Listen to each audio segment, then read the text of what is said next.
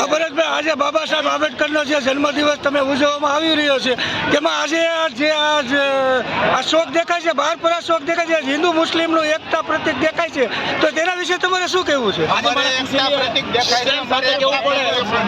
કે ડોક્ટર બાબા સાહેબ આંબેડકરની 135મી જન્મ જયંતિ નિમિત્તે આજ રોજ બહારપરા મુકામેથી વિશાળ જનમેદનીમાં લેડીઝ અને પુરુષો મોટી સંખ્યામાં જોડાયા છે અને આ ચોક જે બાબા સાહેબનું સ્ટેચ્યુ તમારી પાછળ દેખાય છે તે બાબા સાહેબ સ્ટેચ્યુને હારતોરા કરી અને આજે સમગ્ર વિશ્વમાં વિશ્વ વિભૂતિ કહેવાય ડોક્ટર બાબા સાહેબ આંબેડકરની જન્મ જયંતિ ઉજવાતી હોય ત્યારે હિન્દુ મુસ્લિમ એકતાનું સરસ મજાનું ઉદાહરણ પાડનાર આજે મારી સાથે જે મુસ્લિમ બિરાદરો છે એ ડોક્ટર બાબા સાહેબ આંબેડકરને